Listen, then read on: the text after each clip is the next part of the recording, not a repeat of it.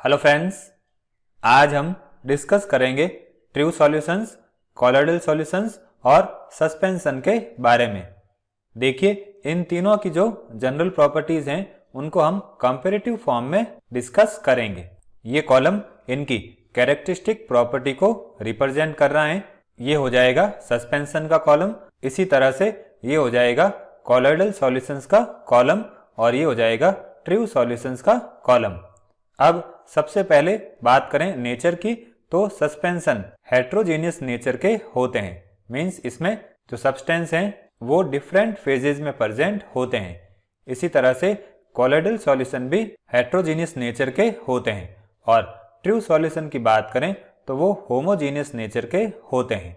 Means इसमें जो substance present होते हैं या कंपोनेंट प्रेजेंट होते हैं वो एक ही फेज में होते हैं। फिर बात करें पार्टिकल साइज की, तो सस्पेंशन की पार्टिकल साइज इस वैल्यू से ज्यादा होती हैं।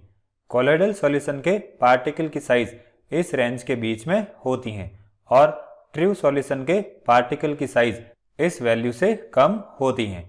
फिर बात करें डिफ्यूजिबिलिटी की, तो ये डिफ्यूज नहीं होते हैं, ये स्लोली डिफ्यूज होते हैं और ये रैपिडली डिफ्यूज होते हैं।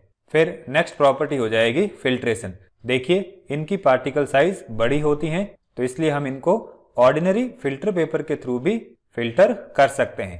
अब कॉलोइडल पार्टिकल को फिल्टर करने के लिए हम एनिमल मेम्ब्रेन का यूज करते हैं और ट्रू सॉल्यूशन के पार्टिकल्स बहुत स्मॉल होते हैं तो उनको हम फिल्टर नहीं कर सकते। फिर बात करते हैं विजिबिलिटी की, तो देखिए सस्पेंशन के जो पार्टिकल्स हैं उनको हम माइक्रोस्कोप या नेकेड आई के थ्रू भी देख सकते हैं। इसी तरह से कॉलोइडल सॉल्यूशन के पार्टिकल को हम सिर्फ अल्ट्रा माइक्रोस्कोप की हेल्प से देख सकते हैं और ट्रू सॉल्यूशन के पार्टिकल्स को हम अल्ट्रा माइक्रोस्कोप में भी नहीं देख सकते। फिर बात करते हैं सेटिंग्स की।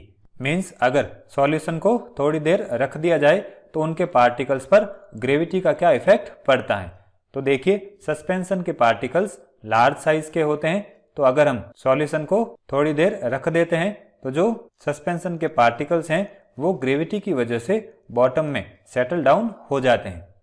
फिर कॉलोइडल सॉल्यूशन की बात करें तो इसके जो पार्टिकल्स हैं वो सिर्फ सेंट्रीफ्यूज की हेल्प से सेटल डाउन किए जा सकते हैं और ट्रू सॉल्यूशन के पार्टिकल्स सेटल नहीं होते हैं और ये सॉल्यूशन क्लियर रहता है। फिर बात करें अपीयरेंस की, तो सस्पेंशन ओपेक होते हैं, मीन्स ये ट्रांसपेरेंट नहीं होते हैं। कॉलोइडल सॉल्यूशन जनरली क्लियर होते हैं और ट्रू सॉल्यूशन क्लियर फॉर्म में ही होते हैं। अब बात करते हैं मॉलिक्यूलर वेट की, तो सस्पेंशन का मॉलिक्यूलर वेट लो होता है, कॉलोइडल का हाई होता है और ट्रू का लो होता है। फिर ऑस्मोटिक प्रेशर की बात करें तो ये मॉलिक्यूलर वेट के इनवर्सली प्रोपोर्शनल होता है, तो सस्पेंशन के लिए ऑस्मोटिक प्रेशर हाई होगा, कॉलोइडल के लिए लो होगा और ट्रू सॉल्यूशन के लिए हाई होगा। फिर बात करते हैं इनके कलर की, तो देखिए सस्पेंशन में किसी तरह का डेफिनेट कलर प्रेजेंट नहीं होता है और कॉलोइडल सॉल्यूशन के कलर की बात करें तो ये पार्टिकल्स की शेप और साइज पर डिपेंड करता है।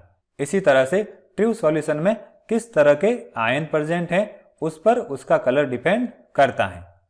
फिर बात करते हैं टिंडल इफेक्ट की।